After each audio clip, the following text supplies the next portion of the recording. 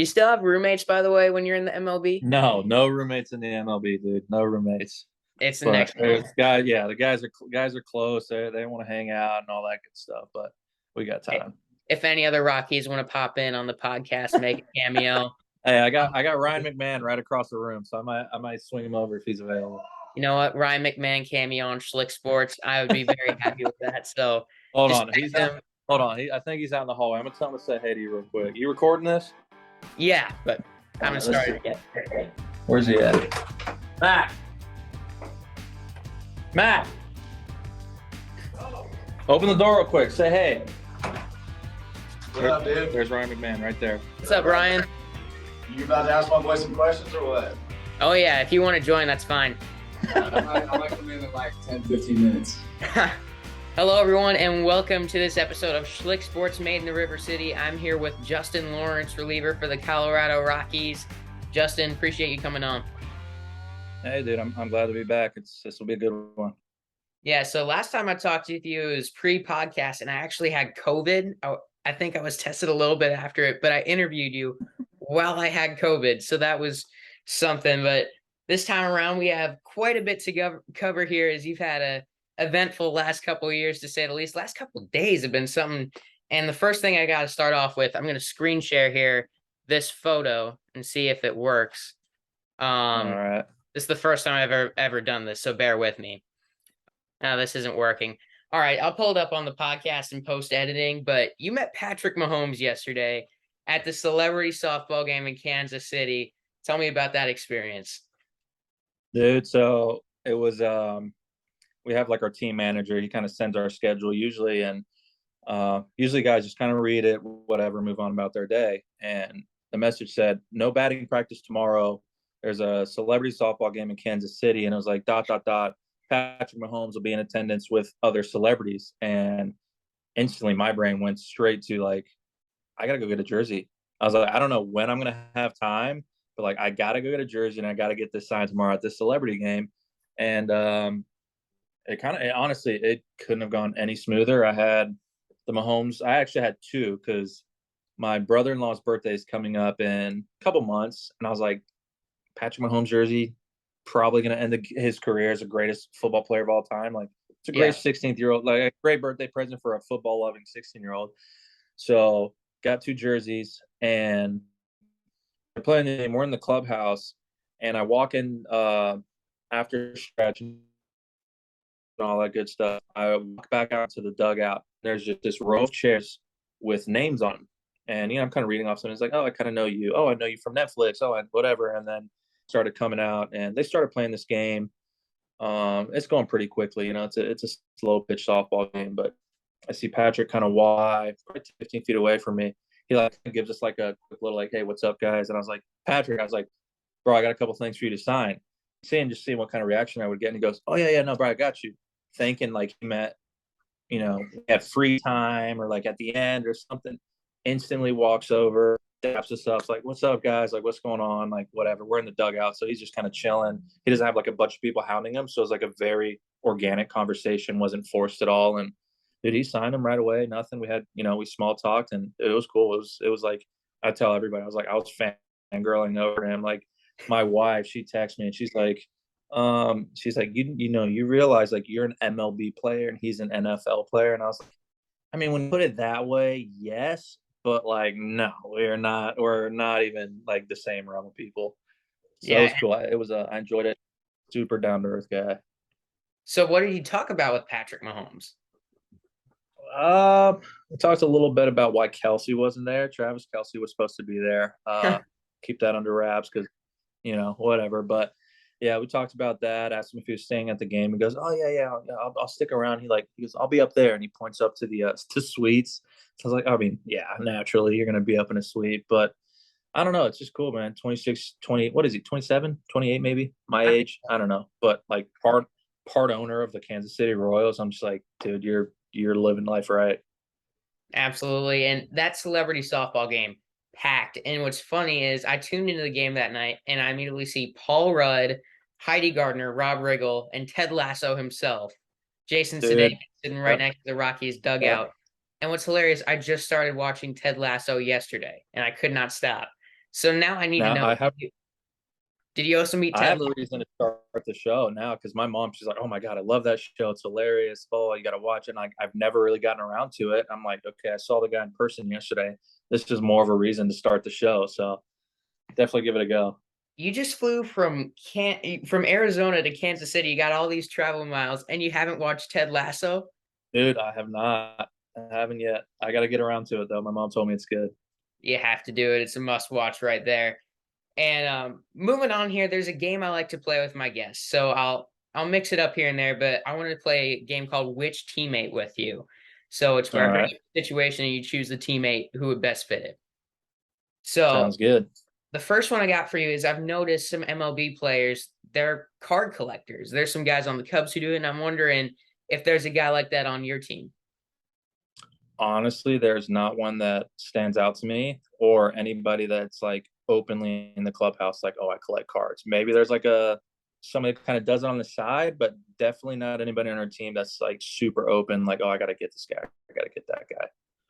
All right, which this should be easier because everyone I think has a hidden talent. Which guy on the Rockies has the best hidden talent? Oh, man. Brent Suter can sing. Really? Dude, he's got an angelic voice. You wouldn't think it's like, but like he'll just, he'll be like walking through the clubhouse and you'll hear some guy just like randomly belt out these notes and you're like, wow, that's actually pretty good. Suter, dude, he's got a good voice. Now that's something I'd like to see sometimes. See Brett Suter. We gotta make that happen here. Brett Suter saying that's something we need to see. And then on the road, like tonight, before we were talking, you had been out with Mike Moustakis and some of the other guys to eat at a place in Kansas City. So is Mike Moustakis the go-to guy to find the right restaurant on the road? Oh yeah, absolutely. I mean, just even seeing him walking around during batting practice and stuff, like you'd think the president just walked in the building. Every single person's like, Moose, Moose, hey man, how's it going? Dude? Like he knew everybody in that stadium. So it was a great guy, great teammate. So it was really cool to see. Yeah, I remember going to a Royals game in 2015, and that Moose thing caught on fast. But Oh yeah.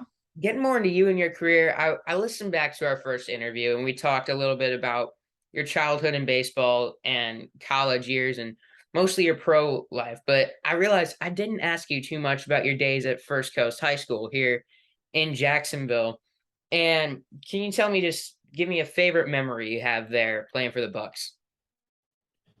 Man, there was a lot. For me, it was, I guess, one memory that I kind of wrap into one. Is just a mixture of a lot of memories. It's just there was a group of 4 or 5 of us that we just, I mean, after practice, we'd go to like this little league field and like we would take ground balls, like we go in the morning before school or whatever and go work out, and like we just had this tight knit group of guys that just like they bought into wanting to just be really good at baseball. And I just kind of, I think about that all the time because I look at, some 14, 15, 16-year-old high school kids now, and you kind of wonder about their work ethic, or you see guys that are definitely working hard. You see guys that could be working harder because they have some talent. And all I think about really is back when I was in high school, like we just had this 4 or 5 guys that we just kept pushing each other, and we did more outside of practice and games. And it worked out for me. And that's something that definitely sticks with me. You were a two-way player in high school, and I didn't know this until I was looking at page, I think your JU page. It mentioned you hit like 417 in high school. I got the numbers right here. Yeah, 410 in high school with 7 home runs your senior year. Can you tell us about your days as a two-way player? Man, I loved it. I joke all the time, man. I'm like, every day there's BP. I'm like, hey, when are the pitchers going to get to hit? My dad's always like, hey, like, are they ever going to let you hit at Coors Field? I bet you hit some bombs there. Like, so it's definitely still in there, but it was fun. I feel like for me, like, just like the hitting part of it came so natural, and like the pitching, I felt like I had to think all the time and all that stuff. And, it's part of the reason why I left JU and went to Daytona was because I wanted to pursue being a position player. They wanted me to be a pitcher only, and ended up going to Daytona. And I started throwing harder. And the coach was like, dude, like, if you want to play professional baseball, it's going to be as a pitcher. So like that second go around of like, hey, you're going to be a pitcher, was like, all right, I'm going to listen. Like, I'll focus on pitching now. And that's when I really bought into possibly being a pitcher. That's the one thing I do miss about the universal DH. I like what it does for the lineups and balancing things out, but I miss seeing the pitchers hit, like seeing Bumgarner hit a home run. Carlos Zambrano from the Cubs, he's a guy who could just flat out hit. So I'm wondering if the Rockies ever needed it, emergency situation, can they pinch hit Justin Lawrence and trust him to get a hit at the major Oh, league level? dude, I wake up every day and I'm like, I hope I pinch hit today. I would love to, man. I really would. I've seen a clip of you in batting practice. You seem to have a lot of fun out there. Is it true that you rob home runs and, go hard out there doing BP? Yeah, I do. That's one of our beat writers, Thomas Harding. He's kept a little like side note of how many homers I've robbed, and guys like kind of make a running joke like, dude, did you even like rob a home run today? Or guys like, bro, it's my last swing of the day. Like, why'd you have to rob it? So it's kind of it's something definitely that the team kind of knows me for during BP. Is just like they're like, oh, dude, power shagging every single day. I'm like, dude, I love it. Like I go out there, guys like, oh man, we got a shag today. Blah blah blah. I'm like, I'm ready to go. I love shagging BP. So you've been to 21 out of the 30 MLB ballparks. How many of them would you say you've robbed a home run in? Oh, it's gotta be at least 15. There's a couple parks. There's a couple parks where it's just like you have to go stand in like left center because that's the only place you could rob one. Like PNC Park Pirates, like left field, super short fence up until you get to about left center. Then it's like a 12-foot fence, and it wraps all the way around. So it's like it's kind of hard because you're just standing in one spot, for an hour or whatever it may be. But small portion of the field is robbable. You think by the end of your MLB career, would it be a goal of yours to rob a BP home run in every MLB ballpark? Dude, that might be the move. Like I think about like who was yesterday, Kershaw. He just got his win against all the MLB teams or whatever. For me, I'm like, yeah, if I can rob a home run in BP at every park, it'd be kind of cool. For sure. That's something to remember, and that's unique as well. You got to get that beat writer to get that stat going for you. And back to your college days, though, you mentioned that second go around being a PO. I saw as well that that's when you made the transition to throwing that sidearm submarine release, and that is quite the adjustment to make. I'm sure you start throwing harder. Was that kind of tough to perfect the craft of? How big of that an adjustment was it for you? For me, it was just kind of trusting the arm slot and trying to be more consistent with it. When I first dropped down, I would throw one pitch sidearm, and then the next pitch I'd kind of be like low three quarters or three-quarter slot. And the biggest thing for me for it to be deceptive and for it to work is just trusting and staying down in that lower arm slot. So when did you make that change? Was that like in between seasons? And I'm sure like getting to that point, that's got to be kind of tough after working your whole life from up here, right here. Was it tougher? Was it maybe not as tough as some may think, or did it just kind of come naturally? It actually happened right in the middle of the season, my freshman year at JU. Wasn't playing a ton, so I was like, I got to figure out a way to get out on the field more. And I started kind of messing around in a bullpen, throwing sidearm. I had a pretty decent control over it, had good movement. So I asked the coach, I was like, Montez, I was like, what do you think? Like, I'm throwing sidearm, whatever. Like, do you think this will help our team out? And it worked. I People may think it was a difficult transition, but having that infield background, playing third base, a lot of those throws are lower arm slot, three quarters, sidearm, throws across the diamond. So it really wasn't too difficult of a transition. The biggest thing really was just trusting the arm slot and trying to be consistent from down there. And one thing I noticed, according to StatCast, you only throw two pitches, which is the sinker and the infamous sweeper. Um, Yeah. so I'm wondering right there, is it kind of tough sometimes at the MLB level to go about with two pitches, obviously, that you've perfected there, nasty stuff, but does it ever become a challenge with those two, or you just know how to attack hitters with it? Definitely with the experience, the more and more I pitch, the more comfortable I get throwing those two pitches. Obviously, starters will have a mix of 4 or 5 pitches, but they have to face the lineup 3 times. I still sometimes catch myself wondering, like, should I throw like a four seam up in the zone? Should I learn a changeup? Should I learn a cutter? But then I just kind of keep catching myself like, do I want to work on having 3 or 4 decent pitches, or should I just really lock in on 2 and just try to make them really, really good, make them elite pitches at the big league level? And for me, pitching in the back end this year, a little more of like 7th, 8th inning stuff, having those 2 pitches that are good, kind of realized I was like, we can focus on that. We can focus on the 2 pitches and get guys out, because yeah, you can kind of think of like, oh, well, it's a 50-50 shot. The hitter can pick one and sit on it, but they're still both good pitches. So I've kind of bought into just let's throw with the 2 and let's go from there. If later on I have to make an adjustment down the road, we'll make an adjustment, but it's working now, and we'll kind of go with it. And they work perfectly together. I know Pitching Ninja absolutely adores you, and I see your stuff all the time on there. It's just they work perfectly. They go different ways. And Nasty Break, and I want to know the pitch you've been very vocal about. It's not a slider, it's a sweeper. So I want to know, I got a baseball right here. Let me hold on a sec. Bear with me. All right. I got a baseball right here. Can you teach me, you think, how to throw the sweeper that has broke the internet? So you're gonna go right on the horseshoe. Okay. So right where the little curve is, you're gonna put your fingers together right along that curve, the skinnier part. All right. Turn the ball. Right here? Right where it's like super skinny. Turn the ball like 90 degrees. Oh, okay. So like right here. Yeah, but a little bit that way. On the inside of those seams. Okay. Yeah, right basically there. Yeah, right there. Yeah. So I basically just kind of tuck my middle finger right on that seam, and I can feel it in there, and that's where I'm able to just kind of rip it from there and let it do its thing. I'm gonna throw this in the backyard tomorrow, and it's gonna hurt my elbow, but it is gonna be worth it. There you go. So back to the interview questions here. You the thing that took over baseball this year, the WBC, and you got to participate in it, and you got to not only participate in it, but lock down Panama's first ever WBC victory. Just walk me through that moment and tell me what it was like to be in such an event like that.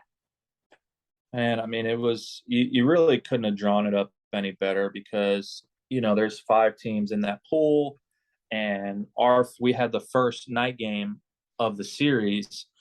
So it was the first night game of the series, and it was against Chinese Taipei, which is essentially Taiwan. So all these Taiwanese people are like super stoked, like, oh, the WBC starting. We got the first night game, all this stuff. And oh, dude, the crowd was insane. I mean, there wasn't a seat empty. I'd probably say 30-40,000 people there. But the difference was they're cheering like the entire time. Like there's no down period. Like this guy on the mic, they have cheerleaders like up and down the dugouts, dancing for 9 innings straight. And you would think, so I went out there for the 9th inning, and usually in a game, like an MLB game, they have like their little games and stuff that they play or whatever kind of cheer. But once a game starts, like everything quiets down. Everybody's kind of focused on the pitcher. I'm like, all right, ready to start the 9th inning, like kind of waiting for like the crowd to die down. And then the guy on the mic just like starts singing this chant. Like I'm in the middle of like getting ready to pitch, and he's just letting this chant go. People are up on their feet, and the girls are like the cheerleaders. They're like doing this whole routine. And I realized it's like, okay, the baseball culture is a little bit different out here, but it was fun. It was unique. And like I said, it couldn't have worked out any better that we had that first night game, because I think that might have been the biggest crowd of the week, and it was just fun, very unique. That is quite the experience right there. And you also got to meet the greatest closer of all time, in my opinion, Mariano Rivera from Panama. He was there, and I think I saw you took a picture with him. Did you get to chat with him at all? He kind of gave us a pep talk right there before that first game. Ton of guys are wanting his picture and all that stuff, and it was literally right before the game. So kind of having that opportunity to kind of pull him off to the side wasn't available, but even just the pep talk he gave us before the game was definitely inspirational, and it's just like kind of surreal in the sense of like you're looking at the greatest closer of all time, and I don't think it's like I don't think you can say there's like another one that's like 50-50. Like it is, you think of the greatest closer of all time, it's Mariano Rivera. we're in this clubhouse in Taiwan, and he's given us a speech before the WBC, so it was very cool. And the other thing that's taken over Major League Baseball this year, at least the big topic of conversations, have been the WBC and the new rules that have been in place to cut down the time limit in a game. And I'm interested to know, you're the first MLB player I've talked to since this rule was in place. What are your thoughts on the pitch clock, what it's doing for the game, and how have you guys adjusted to it over there in Colorado? Personally, I love it as a reliever, which, I mean, relievers, we generally work quick. Um, some relievers work really, really quick, and that kind of affects them in the sense of like they can't really quick pitch guys. It's 15 seconds, and the hitter has to be making eye contact with you by 8 seconds. So the relievers that work really, really quick aren't able to really do that anymore. They have to make sure the guy's making eye contact or whatever it may be. But for me, I definitely work at an above average pace. And I would say it kind of works right in with how the pitch clock works. So I personally love it. I love it in the sense of getting ready for a game, right? Like I go out, watch the first 4 or 5 innings, and then kind of go through my routine to get ready. 4 or 5 innings last year might have been anywhere from 2 to 3 hours, 3.5 hours. Now it's like, it can be anywhere from like an hour to an hour, 45 minutes. And it's like, all right, it's time to get ready. It's like you're locked in for half the game, and then it comes a lot quicker time to get ready for the game. So just kind of sitting around, you lose that, like just kind of sitting around, like monotonous time. So I personally, um, I don't know if there's a correlation, but with the starters, I think you've seen some of the starters, the injuries seem to be spiked this year with starters. And I think that might just be more of a rest period thing in between innings, in between pitches, over a course of 100 pitches. I think is definitely different as opposed to a reliever, that comes in and throws 10 to 30 pitches an inning. Do you think there's anything else the MLB could potentially do that could, deal with those injuries and kind of keep the game moving at that pace? Do you feel like they've made the right move, perfect spot on with these new rules? I think maybe 15 seconds is quick. It's get the ball, get on the mound, get your sign, and go. I don't. If you change it from 15 to 18 seconds, I don't think you're going to see that big of a difference in the length of time in games. That might buy the starters a little bit more time. I personally think maybe you have a pitch clock the first 7 innings, and then the eighth or ninth, or the seventh, eighth, ninth inning, there's no pitch clock. Those are. I'm not saying that any inning is less important than another, but when you get back to that back end of the game where game's close, you don't want to see a game end, bases loaded, 3-2 count, and the pitcher gets a automatic ball because he took too long. Like you don't want to see a game end like that. Yes, you want the game to speed up, but you kind of taking the excitement out of it. So that's probably one of the only things I'd say. Yeah, and I like what it's done as a baseball fan, being able to watch and stuff too. But there have been moments like that where, the pitch clock violation comes in at these times, and it's, to your point, you don't want to see a game in like that. You want to see the true, spirit of competition and how it all plays out. And for you this season, you have been fantastic. You've haven't had a career year, got the ERA just above 3 now, I think, after today on a bit of a tough break out there in the outfield. But hey, in these last 2 days, I love it because we were originally aiming it for Friday, but since then you met Patrick Mahomes, and you've also tripled your career save total. You've got 2 straight saves in 2 straight days. So for you this season, you've had your fair share of struggles in the past in the MLB. This year, did something just kind of click for you, or was it an adjustment you made, or are you just feeling confident in what you're doing out there? I would probably say confident is a word. I look at my stuff from like an analytics standpoint. The sinker's the same, the slider's the same as last year, and it's really just the confidence, and my teammates and the coaches, call me out like, hey, like it wasn't. Sometimes you see a guy kind of like earn their way into a leverage role. It was like season started, and it was like, hey, like eighth inning, you got it, so it's like, and I see that from the coaching staff is like, wow, like they trust me to pitch the eighth inning of an MLB game. Like that says everything I need to know. So just having that confidence of like knowing I can get those guys out. Like MLB coaches that have 40, 50 years of baseball experience say that, hey, you should be our eighth inning guy. Like that's all I need. And this season for you, you've also one of the things that's really I lost my train of thought there. Rephrasing this, you pitch in Coors Field, and that is to many people the toughest place to pitch in baseball. And for you pitching there for half the games of the season, going through it all, do you kind of have to learn how to pitch in that ballpark, or is it just kind of you go about it and it plays how it plays? Um, it's a little bit of both, definitely. Luckily for me, they say that sinkers and cutters slash sliders are the least effective pitches at altitude because what you lose a lot of is the vertical, and I'm more of like a side to side horizontal pitcher. So I definitely still lose a little bit of that tight late break or whatever it may be.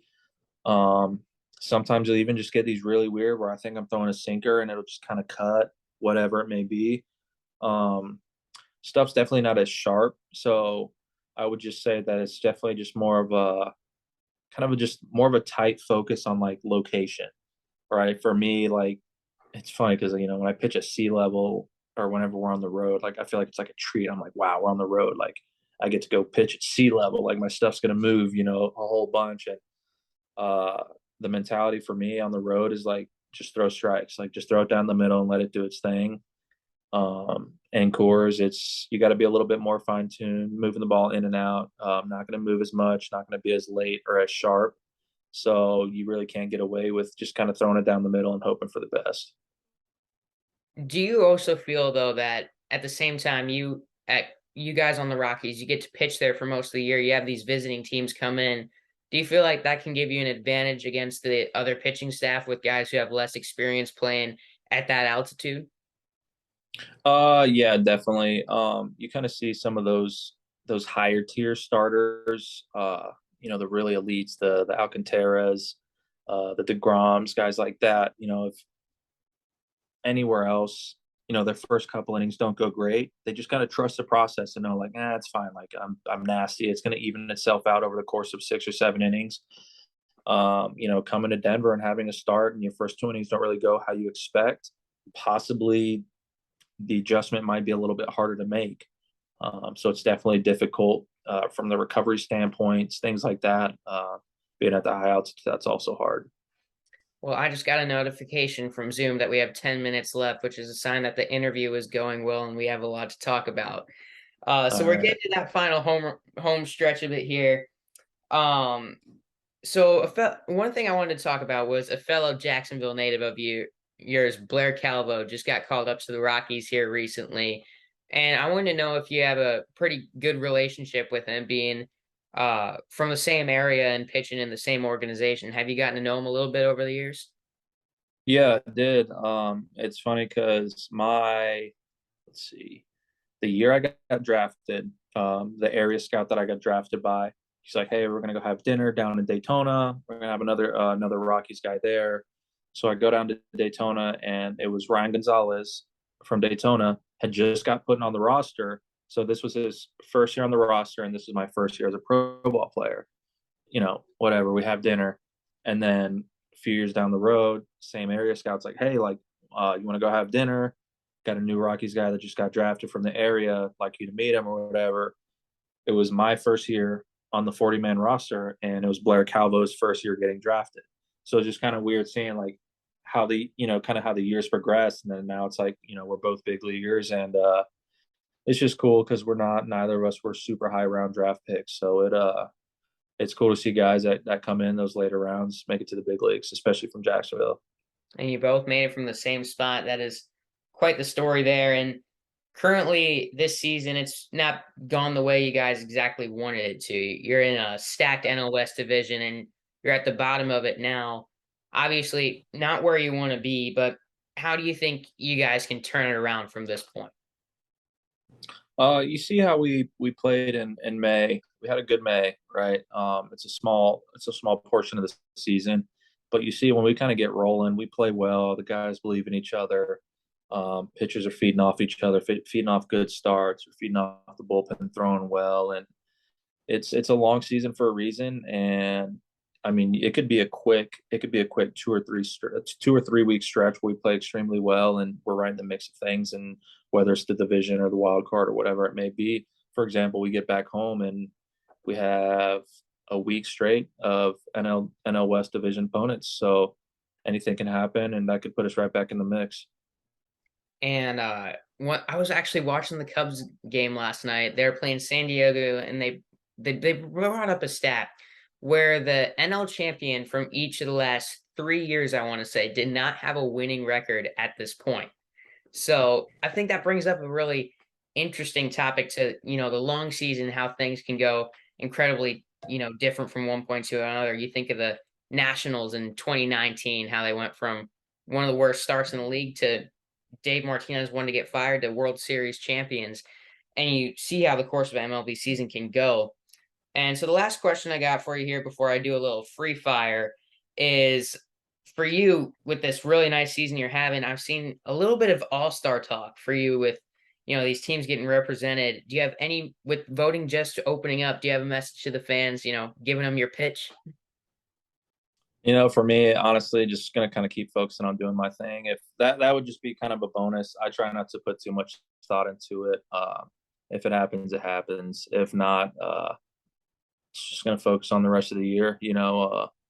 If I had to make a pitch for anybody, it'd be Diaz. He's been killing it back there, and he's a battery. He's a guy that kind of makes the game go. So if I had to make a pitch, that's the guy I'm going for. A humble man, Justin Lawrence, who definitely deserves your vote, but if not Lawrence, Diaz behind the plate. There you go. So I had some questions I wanted to ask you that didn't exactly fit into a perfect point of the interview.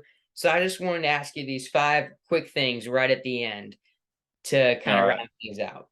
So getting your thoughts on what's going on in the league right now, in your opinion, who's the most exciting player to watch outside of Shohei? Oh, that's a good one. I gotta go Judge, and for the reason why I say Judge is because he's actually having a better start to the year this year than he is last year, and it seemed like he was like all the talk last year.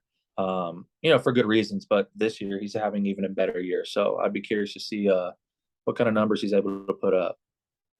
And who is the most underrated player in the league, in your opinion? Man, that's a good one. I'm gonna go with my guy Ryan McMahon. Guy we got to say hey to before this thing kicked off. He's just, and you see some plays out there, and he makes them look so easy. And then you like go back and rewatch him. You're like, no, there was nothing easy about that play. Who is the toughest batter you think you faced this season? Oh man, I just had this conversation at dinner actually. It's very close between Freddie Freeman and Bryce Harper. Sounds cliche, but it just, I throw all my pitches with confidence, but I'm gonna go with Bryce Harper. He's just kind of menacing in the box, and it doesn't scare me by no means at all. But you definitely like really think about like, all right, what do I want to throw here? Then that's where we kind of get to that conversation where you said like you're throwing 2 pitches like fastball or a sinker slider, and it's like, all right, well, I'm gonna throw one of them and we'll kind of see what happens. But probably go Bryce Harper. One of the best pure hitters in the game, and I remember seeing that highlight one of his first games back against you and hit one of the wall. That's definitely a tough matchup there. Yeah. 2-0 slider. Yep. I'll tip my cap to him there. You remember it too. All right. And Yeah. getting a little bit more towards the off the field part, I'm wondering, you've been in the MLB now for a few years and you've probably had a good amount of fan interactions. If you had to single one out, what is your favorite fan interaction you've ever had? Oh man. I'd probably have to say in Seattle. So in Seattle, the bullpen is basically like just lined up right across a walkway where fans are walking, back and forth or whatever. And I'm warming up, and this guy, he just yells, he goes, "Yo, Lawrence, avocado oil." And I was like, "What are you talking about?" He's like, "Bro, put some avocado oil in your hair. It won't look so bushy." And I was like, that's what you chose to like talk smack? Because talking about what hair product to put in my hair. So yeah, I thought that was funny and kind of unique. That is hilarious. A good chirp right there. And Yeah. you posted on Instagram yesterday your first time in Kansas City this weekend. You've now hit 21 of 30 MLB stadiums. Which one has been your favorite to play in? Definitely tied for the two. Is going to be Truist Park, the Braves, and Padres Stadium, Petco Park. Those two, just the vibe. It's just like it doesn't matter what day of the week it is; they're packed out. Truist is close to home, so I have a lot of family that always comes there. And then San Diego is just—it's a cool city, cool fan base, good team. So those are both fun. Both beautiful ballparks. I've been to Truist, San Diego, definitely on my bucket list right there. Well, Yeah, that is all I got for you, Justin. Really appreciate you taking the time to sit down with me. I had a blast getting to talk with you. yeah. Thank you so much, brother. Anytime you let me know, and hopefully it's a little easier next time. Oh, it was fine. Definitely the most eventful scheduling yet, and you know what? I wouldn't do it any other way.